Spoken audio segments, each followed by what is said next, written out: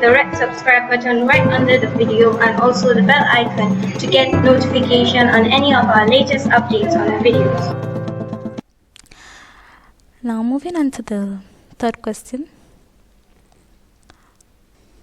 Now the third question asked us to find the possible values of x if sine x is equal to 6 sine 2x.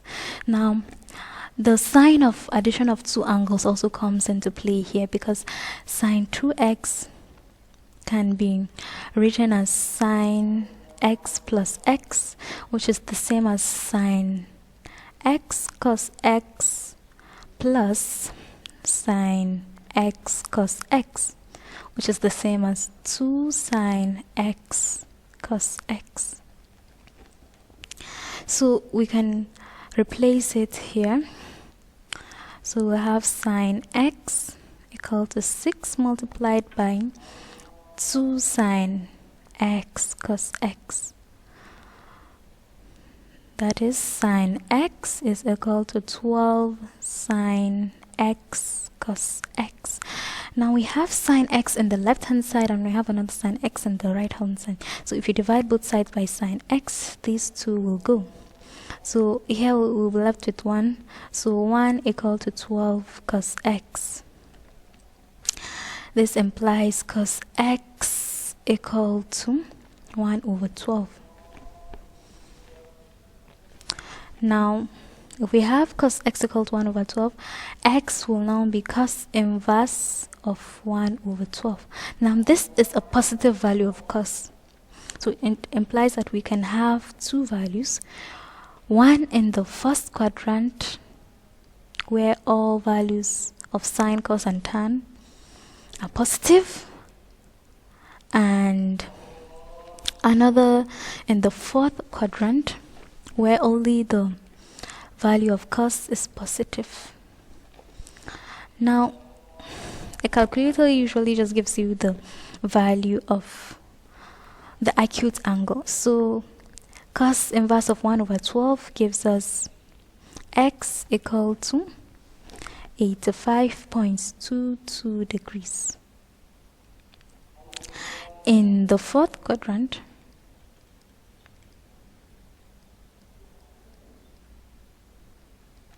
we have theta equal to 360 degrees minus x, which is 360 minus 85.22, and that's 274. That's 274.78 degrees. And we are done with the third question. Now here comes the last question. That's question 4, which says,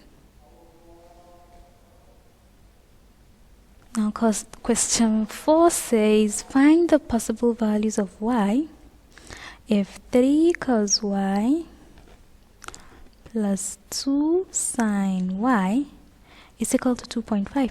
Now the question might seem a bit weird, because this and this are in trig ratios, while this is just a normal number. But we can simplify this and convert it to a form of trig ratio. But we know that the maximum value of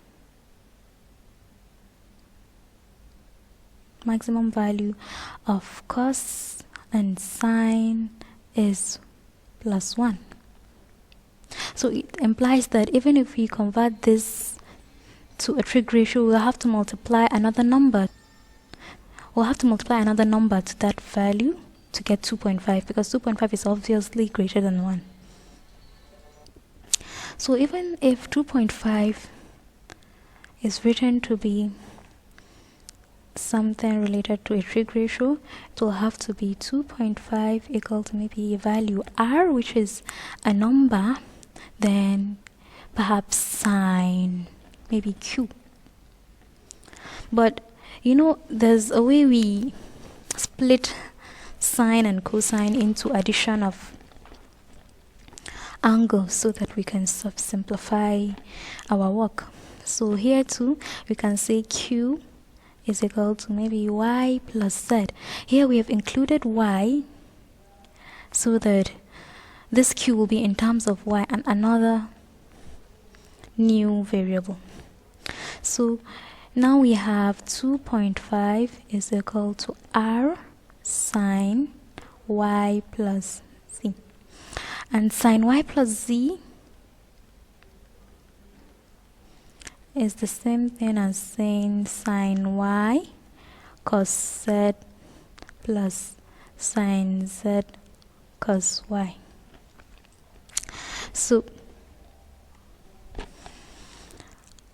substituting it here gives us 2.5 equal to R sine Y cos Z plus R sine Z cos Y, which is equal to the left hand side 3 cos Y plus 2 sine Y.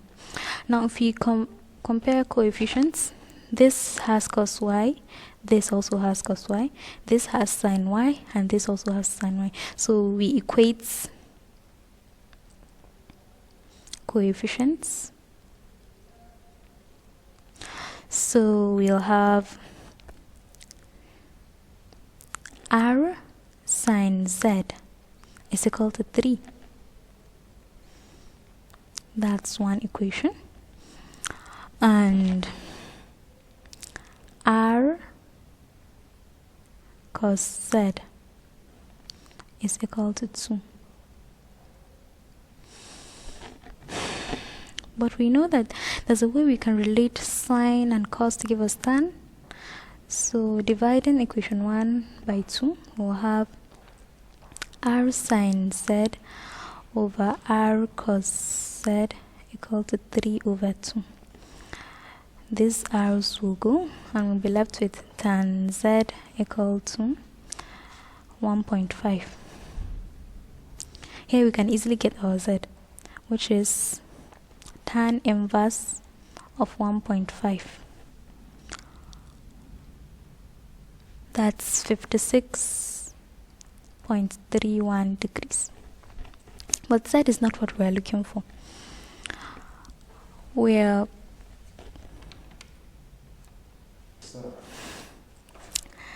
now from here we can get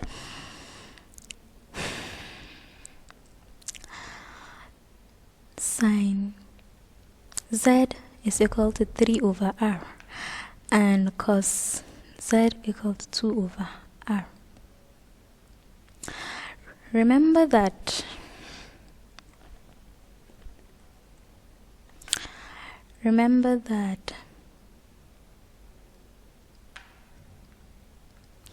cos square theta plus sine square theta is equal to 1. So sine square Z plus cos square Z will also give us 1. So 3 over R squared plus 2 over R squared is supposed to give us 1. 9 over R squared plus 4 over R squared should be 1 then. Now if you take the LCM, you'll be left with R squared at the denominator, and you'll have 9 plus 4 here, giving us R squared equal to 9 plus 4, which is 13, and implying that your R is the root of 13. But remember that it was R sine Y plus Z, which is now 56.31. It's supposed to give us 2.5. Now you have your value of R. So you can say sine Y plus 56.31 is 2.5 over R, which is 2.5 over root 13. To get your angle y plus 56.31, you'll take the sine inverse of 2.5 over root 13. Now this is a positive ratio, and sine is positive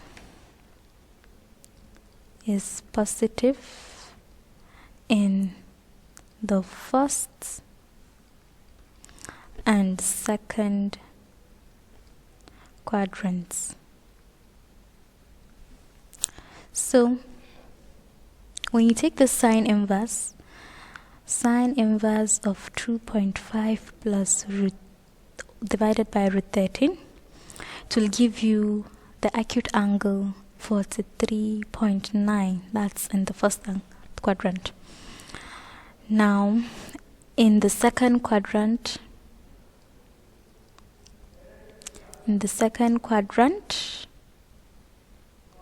you'll be left with 180 degree minus 43.90 degrees, which will give you 136.10 degrees.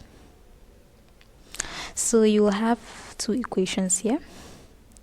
You have y plus 56.31 equal to 43.9, or y plus 56.31 equal to 136.1. Now in the first case, your y will be 43.9 minus 56.31, which will give you minus 12.41. But a negative angle like this implies 360 degrees minus 12.41. It's like you're adding one revolution to it, and it will give you 347.59 degrees. Or your y would simply be 136.1 minus 56.31, which is 79.79 degrees. Now the beauty of trig is that after proving or getting your possible values, you can cross-check with your calculator to see if you got the right answers. So we are done.